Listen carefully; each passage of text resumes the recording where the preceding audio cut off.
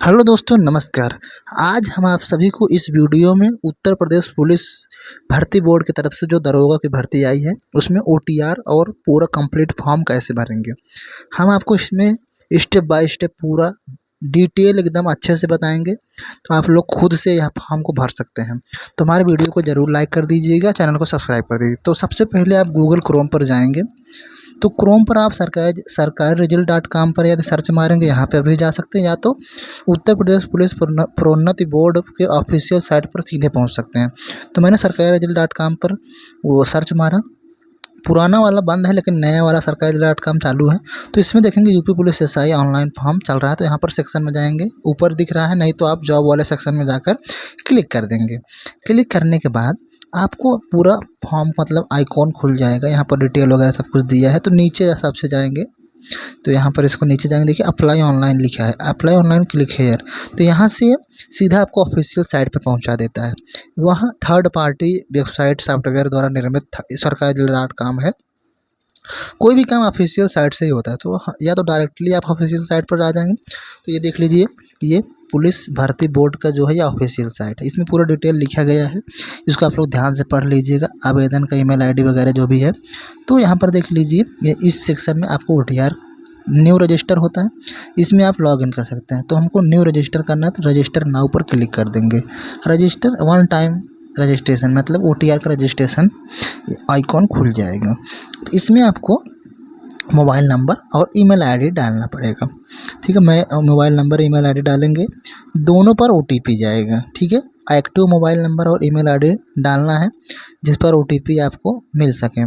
थोड़ी सी भी प्रॉब्लम हो सकती है ओटीपी आने में, क्योंकि सर्वर का प्रॉब्लम क्योंकि हो सकता है, लेकिन आप लोग करेंगे कोशिश तो हो जाता है, कोई दिक्कत नहीं है। तो मैं मोबाइल नंबर ईमेल आईडी डाल दीजिए।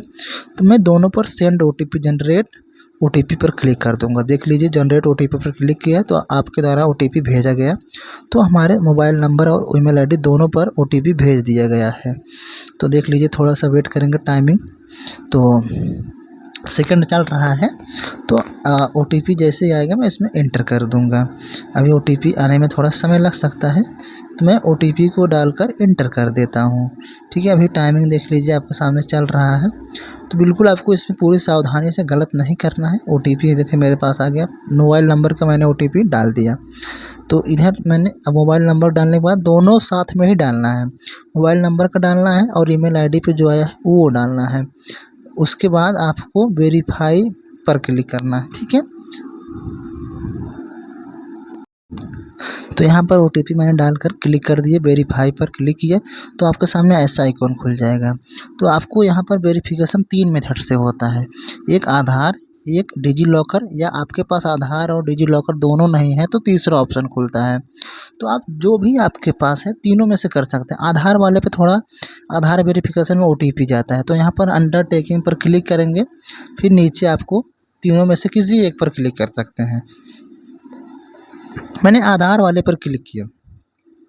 मैं आधार कार्ड डालकर जनरेट ओटीपी पर किया, लेकिन अभी आधार कार्ड की वेबसाइट पर थोड़ा बिजी होने की वजह से ओटीपी आपको समय लग सकता है। 1 घंटे 2 घंटे बाद ओटीपी जाता है। तो ये तुरंत आ जाता है तो वेरिफिकेशन कर सकते हैं, नहीं तो 1-2 घंटे बाद समय लग सकता है। तो यहाँ पर दिक्कत हो सकती है। तो उसके बाद आपको दूसरा ऑप्शन डिजी लॉकर से भी कर सकते हैं, लेकिन डिजी लॉकर से भी आधार वेरिफिकेशन होता है।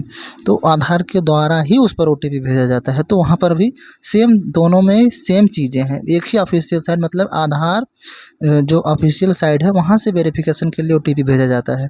तो इसमें दोनों में टाइम लग सकता है। तो इसके लिए यदि टाइम लग रहा है तो आप तीसरे वाले ऑप्शन से वेरिफिकेशन करेंगे। देख लीजिए, मैं इसमें आधार से वेरिफिकेशन करने की कोशिश कर रहा हूँ, लेकिन ओटीपी आने में बहुत समय लग रहा है। तो देख लीजिए, मैंने आधार से वेरीफाई किया, नहीं हो रहा है क्योंकि ओटीपी जा ही नहीं रहा था। तो मैं सेकंड ऑप्शन पर आप कर दूंगा डिजी लॉकर वाले से, लेकिन डिजी लॉकर वाले से भी वही सेम प्रॉब्लम देखने को अब मिलेगा। उसके अलावा आप तीसरे ऑप्शन करेंगे, यानी कि हमारे पास ना आधार है ना डिजी लॉकर है, वहाँ से भी कर सकते हैं। लेकिन मैं आपको एक बार दिखा देता हूँ डिजी लॉकर वाले से भी। तो डिजी लॉकर वाले में जाएंगे तो अपना मोबाइल नंबर डालेंगे। ठीक है, अपना मोबाइल नंबर डालेंगे डिजी लॉकर में। तो आप ना, मैंने डाला उसके बाद ओटीपी सेंड किया, मतलब आधार कार्ड नंबर डाल के ओटीपी सेंड किया, तो ओटीपी यहाँ से भी नहीं जा रहा है क्योंकि UIDAI की तरफ से भेजा जा रहा है, तो यहाँ से भी नहीं होगा। तो आप तीसरे ऑप्शन से ही कर सकते हैं। तो आइए हम तीसरे ऑप्शन से करके दिखाते हैं। तो देख लीजिए, हम तीसरे ऑप्शन पर क्लिक करेंगे तो आपके सामने यह देख लीजिए, पैन कार्ड या ड्राइविंग लाइसेंस या पासपोर्ट, तीनों में से किसी के द्वारा आप वेरिफिकेशन कर सकते हैं। तो मेरे पास पैन कार्ड है तो मैं पैन कार्ड से ही वेरिफिकेशन करके दिखा देता हूँ, मानी कि one time registration pan card के थ्रू हो जाएगा। ठीक है, तो मैं पैन कार्ड के थ्रू कर दिया। तो आपको पैन कार्ड नंबर डालना पड़ेगा, और सबसे बड़ी ज़रूरी सूचना, एग्ज़ाम के टाइम आपको पैन कार्ड ही लगेगा। जो यहाँ से वेरिफिकेशन किया तो दोनों आपका आधार कार्ड पैन कार्ड दोनों लेकर ही जाएंगे, क्योंकि आपके वेरिफिकेशन इसी के थ्रू हुआ है। तो मैंने पैन कार्ड नंबर डाला, पैन कार्ड नंबर डालने के बाद अपना पूरा नाम डालेंगे जो पैन कार्ड में दिया गया है, और उसमें जो जन्म तिथि है वो तीनों हम इसमें भर देंगे। ठीक है, आइए हम इसको फिलअप कर देते हैं। तो यहाँ पर देख लीजिए, मैंने फिलअप करके प्रोसीड पर क्लिक किया। तो प्रोसीड पर जैसे ही मैंने क्लिक किया, थोड़ा सा टाइम वेट कर लेंगे, तो उसके बाद आपका देख लीजिए आइकॉन खुल जाएगा, नाम और डेट ऑफ बर्थ देख लीजिए दिया गया है। फिर उसके अलावा आपको हाई स्कूल मार्कशीट के अनुसार डिटेल्स फिल करना है। इसमें दिया गया हाई स्कूल मार्कशीट के अनुसार जो नाम है आपका, वो आपको नाम कैपिटल लेटर में ही डालना है। तो यहाँ पर आप नाम डालेंगे। फिर उसके बाद आपका प्रमाण पत्र में जो जन्म तिथि है, हाई स्कूल प्रमाण पत्र में जन्म तिथि डालेंगे, और उसके बाद अपना वो जेंडर डालेंगे, फादर्स नेम डालेंगे, उसके वेरीफाई फादर्स नेम पर डालकर आप प्रोसीड पर क्लिक करेंगे। लेकिन अभी नहीं होगा क्योंकि ऊपर अभी एक आइकॉन पर क्लिक करना पड़ेगा। ठीक है, तो मैं अभी इस पर प्रोसीड पर क्लिक किया, लेकिन अभी रेड दे दिए। नीचे देख लीजिए दिया गया है पासवर्ड, आपको यहाँ पर एक पासवर्ड भी क्रिएट करना पड़ेगा प्रोसीड पर, जैसे मैंने क्लिक किया, क्योंकि इसी पासवर्ड के थ्रू आपका OTR लॉगिन होगा। ठीक है, ये पासवर्ड और मोबाइल नंबर के थ्रू आपका OTR लॉगिन होगा। उसके अलावा आपको OTP जाएगा। देख लीजिए ऊपर एक आइकॉन खुला, क्योंकि रेड दे दिया, जो दिक्कत आएगी वो रेड दे देगा। यहाँ पर सिटीजन नेशनलिटी आपको चूज करना था, मैंने छोड़ दिया था, तो उसको मैंने चूज किया। अब मैं इसको प्रोसीड पर क्लिक कर दिया, तो आपके सामने देख लीजिए नाम आ गया, नेशनलिटी नाम, और डेट ऑफ बर्थ और जेंडर और फादर्स नेम, ये सारे डिटेल अपना एक बार चेक कर लेंगे। सही है तो क्रिएट अकाउंट कर देंगे, अगर इसमें कुछ एडिट करना है तो एडिट पर क्लिक करेंगे, लेकिन आपको सबसे पहले चेक बॉक्स पर क्लिक करना पड़ेगा। उसके बाद क्रिएट एन अकाउंट पर क्लिक करेंगे। इसमें देख लीजिए साफ साफ लिख गया है, सब कुछ अपने भर्ती प्रक्रिया की चीज़ संशोधित किया जाए। तो यहाँ पर देख लीजिए प्रोसीड पर मैंने क्लिक किया, तो आपके सामने देख लीजिए यूजर नेम और पासवर्ड दे देगा, उसको हम अपना सेव करेंगे, जो भी लिख लीजिएगा। अब आपके सामने आइकॉन, आपको मतलब कि OTR रजिस्ट्रेशन कंप्लीट हो चुका है। अब आपको लॉगिन करना पड़ेगा। लॉगिन कैसे होगा, आइए हम आपको लॉगिन करके दिखाते हैं। तो देख लीजिए यहाँ पर लॉगिन विथ अकाउंट पर क्लिक करेंगे। लॉगिन विथ अकाउंट पर क्लिक करेंगे तो अपना मोबाइल नंबर और उसके बाद अपना वो जो पासवर्ड बना था वो, और वेरीफाइंग स्वतः वेरीफाइंग जैसे सक्सेस पर आ जाएगा, फिर लॉगिन कर देंगे। लॉगिन करने के बाद आपको 2 फैक्टर ऑथेंटिकेशन पर आता है, मतलब कि आपका OTP वेरिफिकेशन होता है। आप चाहे ईमेल पर OTP मंगाएं, चाहे मोबाइल नंबर पर, दोनों में से किसी पर भी मंगाकर अपना OTP डालकर लॉगिन कर सकते हैं। तो मैंने मोबाइल नंबर पर क्लिक किया और OTP इसमें डाल दूंगा। OTP जैसे ही मैं डालकर लॉगिन करूंगा तो मेरे सामने आइकॉन खुल जाएगा मेरा फॉर्म। तो आप लोग देख लीजिए मेरा फॉर्म ओपन हो गया है। OTR होने के बाद आपको क्या करना है, लॉगिन करना है। अब यहाँ पर अपना देख लीजिए ऑनलाइन एप्लीकेशन सेक्शन पर क्लिक करेंगे। तो ऑनलाइन एप्लीकेशन पर सेक्शन पर क्लिक करेंगे तो आपके सामने जो भी फॉर्म चल रहे हैं वो आ जाएगा। फिर आपको देख लीजिए मैं वर्तमान में UPP या किसी से डीबार नहीं हूँ, उस पर क्लिक करेंगे, फिर अप्लाई पर क्लिक करेंगे। फिर आपके सामने ये देख लीजिए आइकॉन खुल जाएगा, यहाँ पर पर्सनल डिटेल पूरा आ जाएगा। पर्सनल डिटेल में अपना OTR से अपना नाम, gender, date of birth, nationality, ये सब, mobile number, email ID, father's name, ये सारा चीज़ें अपना अपने आप आ जाता है, OTR से वो ले लेता है। तो उसके बाद आपको ये चीज़ें नहीं फिलअप करना, अपने आप से ले लेगा। उसके बाद क्या करना है, हाँ आगे देखते हैं। फिर उसके बाद देख लीजिए माता का नाम, अपना मदर्स नेम आपको डालना पड़ेगा। ठीक है, ये सारा चीज़ें एक बार अपना चेक कर लेंगे, अपने आप ले लेगा। फिर देख लीजिए यहाँ पर मदर्स नेम ऐड कर देंगे, मदर्स नेम डालेंगे। उसके बाद अपना मतलब वैवाहिक स्थिति, आप शादीशुदा हैं या सिंगल हैं, उसको आप मैरिड अनमैरिड पर क्लिक करेंगे। फिर आ जाएगा आपका डोमिसाइल डिटेल। आप वो उत्तर प्रदेश के मूल निवासी हैं तो यस करेंगे, यस करेंगे, नहीं है तो नो करेंगे। जब यस करेंगे तो आपका पूरा डिटेल मांगेगा, किस डिस्ट्रिक्ट से हैं, और उसके बाद आपका प्रमाण पत्र लगेगा। प्रमाण पत्र की अथॉरिटी कौन किए हैं, प्राधिकारी का नाम, और प्रमाण पत्र जारी किस तारीख को हुआ है वो भी लगेगा।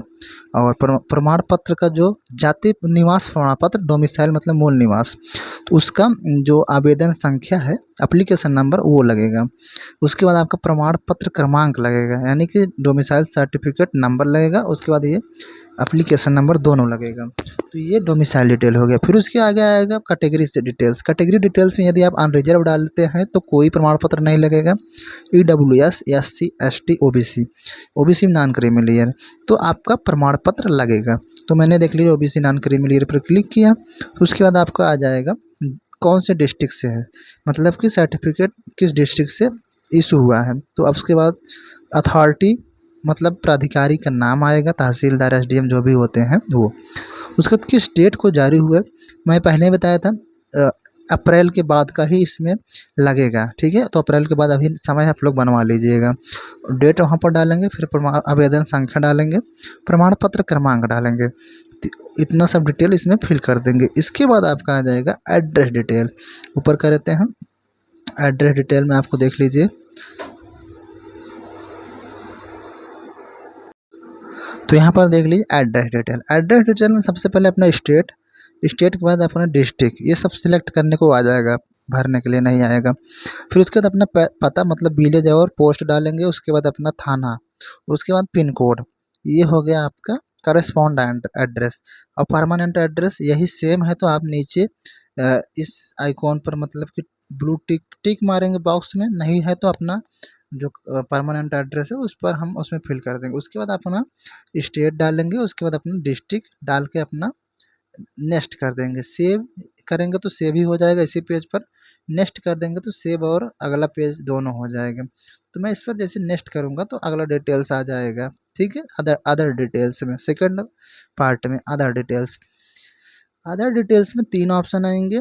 क्या आप स्वतंत्रता संग्राम सेनानी पर आश्रित हैं, तो आप हैं तो यस, नहीं तो नो करेंगे। तो इसमें आप लगभग तीनों नो ही करेंगे, तो नो कर देंगे। क्या भूतपूर्व सैनिक थे, नो करेंगे। या उत्तर प्रदेश के राजकीय कर्मचारी हैं, गवर्नमेंट जॉब में है किसी विभाग में, तो यस करेंगे, नहीं तो नो करेंगे। तो मैंने तीनों नो कर दिया क्योंकि हम इसमें से किसी पे नहीं है। नो करने के बाद आपका नेक्स्ट कर देंगे। नेक्स्ट करने के बाद अपना एजुकेशन क्वालिफिकेशन आएगा। एजुकेशन क्वालिफिकेशन में आपको 3 चीज़ें डालनी पड़ेगी, हाई स्कूल और इंटरमीडिएट मतलब कि 10th और 12th, और वहीं बैचलर डिग्री, ठीक है, मतलब ग्रेजुएशन। तो सबसे पहले इसमें हाई स्कूल का डिटेल्स डालेंगे। सबसे पहले इसमें बोर्ड सेलेक्ट करेंगे। बोर्ड आप सबसे ऑप्शन पहला ही आपको आएगा, ठीक है। हाई स्कूल डालेंगे, इंटर डालेंगे और ग्रेजुएशन इसमें ऐड कर देंगे तीनों चीज़ें। तो सबसे पहला ही ऑप्शन आएगा board of high school and intermediate Uttar Pradesh, board डालेंगे, बोर्ड का नेम। उसके बाद आपका पासिंग, पासिंग मतलब सर्टिफिकेट किस दिन आप उत्तीर्ण करेंगे, तो मार्कशीट में नीचे डेट लिखा रहता है, वही डेट इसमें डाल देंगे, ठीक है। सभी मार्कशीट में नीचे लिखा रहता है डेट डाल देंगे। उसके बाद अपना रोल नंबर डाल देंगे। उसके बाद सर्टिफिकेट नंबर डालना है। सर्टिफिकेट नंबर क्या है, सर्टिफिकेट जैसे पहले कुछ लोगों की सनद ही आती थी उसमें रहेगा, नहीं तो अभी मार्कशीट में ही सर्टिफिकेट नंबर रहता है। तो उसके बाद वो डालकर हम ऐड कर देंगे। तो ये आपका हाई स्कूल डिटेल ऐड हो गया। अब वही सेम चीज़ हम दोहराएंगे क्लास 12th के लिए। इंटरमीडिएट के लिए भी बोर्ड डालेंगे, बोर्ड सेलेक्ट किया, उत्तीर्ण करने का टाइम मतलब कि वर्ष क्या है, डेट, रोल नंबर और प्रमाण पत्र सर्टिफिकेट नंबर, तीनों चीज़ें मैंने डालकर ऐड कर दिया। ये इंटरमीडिएट का डिटेल फिल हो गया। फिर लास्ट आ जाएगा ग्रेजुएशन का। यही सेम चीज़ें ग्रेजुएशन में भी होगा। अपना यूनिवर्सिटी, कौन से यूनिवर्सिटी से आप पास किए थे ग्रेजुएशन, उसको हम सेलेक्ट करेंगे, ठीक है। उसके बाद अपना उत्तीर्ण करने का जो टाइमिंग है, वो अपना डेट किस तारीख को मार्कशीट में नीचे लिखा रहेगा, ध्यान दीजिएगा, उसको हम डालेंगे। रोल नंबर डालेंगे, उसके बाद सर्टिफिकेट नंबर अपना डाल देंगे। सर्टिफिकेट नंबर यदि नहीं है तो आप मार्कशीट में सीरियल नंबर ही डाल देना, कोई दिक्कत नहीं है।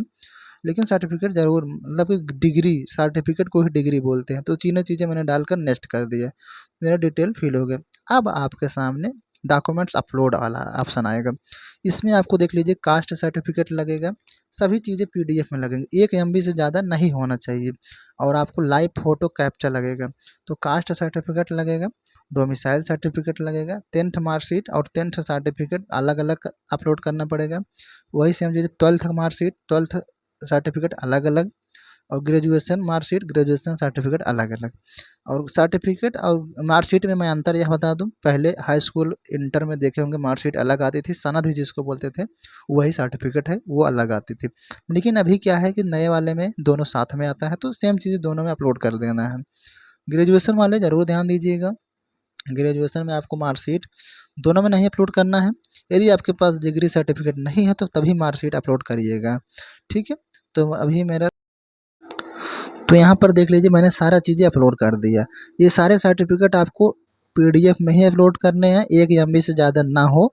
आराम से आप लोग फाइल सेलेक्ट करके अपलोड कर दीजिएगा, अपने फ़ोन से सेलेक्ट कर लेना, वहाँ से भी अपलोड कर सकते हैं। उसके बाद नीचे आपका ये देख लीजिए मैंने अपलोड कर दिया, इसको चेक भी कर सकते, देखिए नीला अपलोडेड अपलोडेड लिखा गया है।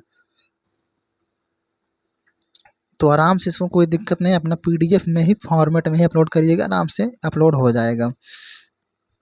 हाई स्कूल और इंटर का दोनों देख लीजिएगा, सर्टिफिकेट अगर अलग अलग है तो सर्टिफिकेट ही अपलोड करिएगा। ग्रेजुएशन का मैं बात करूँ मार्कशीट को, तो आप फाइनल ईयर की मार्कशीट ही अपलोड करिएगा, कोई दिक्कत नहीं है। और डिग्री नहीं है तो आप यदि आपके पास प्रोविजनल है वो भी अपलोड कर सकते हैं। उसके बाद आपका फ़ोटो कैप्चा आएगा, लाइव फ़ोटो कैप्चा आएगा, तो अपना सीधा जब तक वो सेलेक्ट ग्रीन नहीं हो जाएगा तब तक अपना ट्राई करते रहिएगा। तो अपने फ़ोन में लॉगिन करके इसको कर सकते हैं, लैपटॉप में भी कर सकते हैं। और बैकग्राउंड अपना एक वाइट ही रखिएगा। उसके बाद अपना सिग्नेचर करेंगे, सिग्नेचर ब्लैक पेन से ही करिएगा। उसके बाद ये अपलोड करके सेव कर दीजिएगा। सिग्नेचर 20 केबी से ज़्यादा नहीं होना चाहिए। फ़ोटो का कोई दिक्कत नहीं, लाइव ही लगेगा, उसमें केबी वगैरह बनाना नहीं है। उसके बाद नेक्स्ट करके सेव करेंगे तो आपका प्रेफरेंस मांगेगा। 3 पोस्टें आई हैं, उप निरीक्षक पुलिस नागरिक, उसके बाद प्लाटून कमांडर, और ये एसएसएफ का विशेष पुलिस सुरक्षा बल के लिए है। तो अपना प्रेफरेंस डाल देंगे, तीनों सेलेक्ट कर दिए मैंने। कोई भी उसी हिसाब से आपको मेरिट रहेगा, उसी हिसाब से नंबर के हिसाब से आपको प्रेफरेंस मिलेगा, जिस हिसाब से प्रेफरेंस डाले रहेंगे। तो मैंने तीनों सेलेक्ट कर दिया है, तो एक बार अपना देख लीजिएगा। सेलेक्ट करने के बाद अपना तीनों प्रेफरेंस है, ऊपर नीचे प्रेफरेंस को चेंज भी कर सकते हैं। उसके बाद नीचे ब्लू टिक पर अपना क्लिक कर देंगे।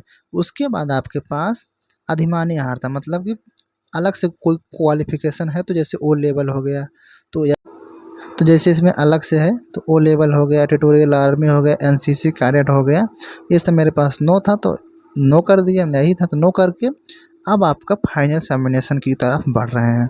तो मैंने इस उसके बाद आ जाएगा डिक्लेरेशन। डिक्लेरेशन पर मैंने सारा डिक्लेरेशन पर क्लिक कर देना है, ब्लू टिक मार देना है। उसके बाद नीचे आ जाएगा एफिडेविट, जो डिटेल्स भरना पड़ता है। तो इसमें आप लोग सिलेक्ट करें, घोषणा करता हूँ कि ये तो सब कुछ पढ़ लीजिएगा, अविवाहित या मतलब जो भी है उसमें सबको यस यस कर देना है। मतलब डिक्लेरेशन समझ ही रहे हैं ना, सब कुछ आपसे लिखवा लिया जाता है। तो यस करने के बाद आपका इंटर प्लेस आ जाएगा। प्लेस में जहाँ से आप हैं वो प्लेस डाल दीजिएगा, डिस्ट्रिक्ट नेम ही डाल दीजिएगा, कोई दिक्कत नहीं है। अपना नीचे सिग्नेचर चेक कर लीजिएगा, सिग्नेचर आपका आया रहेगा। तो सिग्नेचर आपको सबसे पहले मैंने ब्लैक पेन से ही करना। तो सिग्नेचर मैंने दिखा और मैंने प्लेस डालकर प्रोसीड एप्लीकेशन पर क्लिक कर दिया। प्रोसीड एप्लीकेशन पर क्लिक करेंगे तो आपका फार्म पूरा खुल जाएगा, पूरा डिटेल्स जितना फार्म भरे रहेंगे, अपना फ़ोटो, सिग्नेचर, नाम, डिटेल, प्रेफरेंस, पोस्ट, निवास प्रमाण पत्र, जाति प्रमाण पत्र, आपका high school, inter, graduation, address जो भी है, एक बार अपना चेक कर लीजिएगा। कोई गलती होती है तो आप फिर से करेक्शन कर सकते हैं, और नहीं तो आप फाइनल सबमिट कर दीजिएगा। उसके बाद आपका फीस पेमेंट मांगेगा। ये प्रीव्यू के लिए फॉर्म है, देख लीजिए पूरा फॉर्म ऐसे ओपन हो जाएगा। एक एक चीज़ को अपना चेक कर लीजिएगा, मैंने चेक कर रहा हूँ। आराम से चेक करना, कोई जल्दबाजी नहीं है, और फॉर्म को आराम से भरिए, गलती मत करिएगा। मैंने चेक कर लिया, मेरे पास देख लीजिए एडिट करना तो एडिट करेंगे, नहीं तो सबमिट। मैंने चेक कर लिया, यहाँ पर ब्लू टिक मारा बॉक्स पर, मैंने सबमिट किया। आपके पास एक बार डिक्लेरेशन और आएगा, उसके बाद वहाँ पर भी मैंने सबमिट किया। सीधा आपका फीस पेमेंट पर ऑप्शन आ जाएगा। फीस पेमेंट ऑप्शन में देख लीजिए पे विथ एसबीआई पे, मैंने इस पर क्लिक किया, तब आपके सामने पेमेंट का ऑप्शन खुल जाएगा। देख लीजिए यहाँ पर फिर ये आएगा, ब्लू टिक में या प्रोसीड पर क्लिक किया। जो भी ऑप्शन आएगा आपको आगे ही बढ़ना है, पीछे नहीं जाना है। तो मैंने देख लिया debit card, credit card, internet banking, UPI. मैंने यूपीआई से करना है तो यूपीआई पर क्लिक किए, यूपीआई क्यूआर कर देना है, क्यूआर कोड आएगा, स्कैन करके सीधा पेमेंट मारना है। या यूपीआई आईडी है तो वो भी डालकर आप कर सकते हैं। तो मैंने यूपीआई क्यूआर कोड पर क्लिक कर देता हूँ। मैंने क्यूआर कोड पर क्लिक किया तो क्यूआर कोड ओपन हो गया। अब इस क्यूआर कोड को अपने फ़ोन से ऑनलाइन पेमेंट मेथड से, चाहे फ़ोनपे, पेटीएम, गूगल पे जो भी चलाते हों, उस पर स्कैन करके अपना पेमेंट कर देना है। आप जैसे पेमेंट करेंगे यहाँ पर आपका सक्सेसफुली आ जाएगा। तो मैं अपना स्कैन करके पेमेंट कर देता हूँ। तो मैंने पेमेंट जैसे ही किया वहाँ कंप्लीट होगा, थोड़ा वेट करेंगे, अपने आप ये सक्सेसफुल का पेमेंट का एक रसीद रिसिप्ट ओपन हो जाएगा। इस रिसिप्ट को आप देख लीजिएगा, कोई दिक्कत नहीं है। इस रिसिप्ट आपका आ गया, चाहे इसको सेव कर लीजिएगा, चाहे स्क्रीनशॉट ले लीजिएगा, कोई दिक्कत प्रॉब्लम नहीं है। तो यहाँ पर आप मतलब कि आपका फाइनेंस सबमिट हो गया है। इस रसीद को आप प्रिंट भी कर सकते हैं। नीचे आपके सामने ऑप्शन आएगा प्रिंट का या बैक का, प्रिंट कर लेंगे, उसके बाद अपना फाइल में सेव कर लेंगे। ठीक है, प्रिंट करने के बाद ऑप्शन आएगा पीडीएफ, सेव करके रख लेना है। ठीक है, आपको देख लीजिए सेव का ऑप्शन आ गया, अपने फाइल में सेव कर लीजिएगा। सेव करने के बाद अपना एप्लीकेशन हिस्ट्री पर क्लिक करेंगे, थोड़ा वेट करेंगे, अपना देख लीजिए पूरा अपना एप्लीकेशन तुम्हारा मतलब जो भी फॉर्म भरे हैं वो आपका डिटेल्स आ गया। एप्लीकेशन हिस्ट्री मतलब आपका फाइनल व्यू एप्लीकेशन पर क्लिक करेंगे, आपका पूरा प्रिंट ओपन हो जाता है। देख लीजिए अपना एप्लीकेशन पूरा फॉर्म पूरा ओपन हो गया, मतलब आपका फाइनल हो गया। प्रिंट एप्लीकेशन फॉर्म पर क्लिक करके मैं आपका एप्लीकेशन फॉर्म अपने फाइल में सेव कर लेता हूँ। तो दोस्तों इस प्रकार से अपना फाइनल सबमिट कर सकते हैं, कोई दिक्कत नहीं। इस पर आराम से स्टेप बाय स्टेप फॉर्म को भर सकते हैं, और थोड़ी सी परेशानी हो सकती है क्योंकि ओटीपी आने में भी समय लग रहा है। ठीक है, मैं इसको एप्लीकेशन फॉर्म को अपने फाइल में सेव कर दिया। ठीक है, तो इस प्रकार से मैंने फॉर्म को कंप्लीट किया, मैं फिर होम पेज पर आ गया। तो इस प्रकार से अपना कोई भी दिक्कत नहीं है, आराम से फॉर्म को भर दीजिएगा। जय हिंद।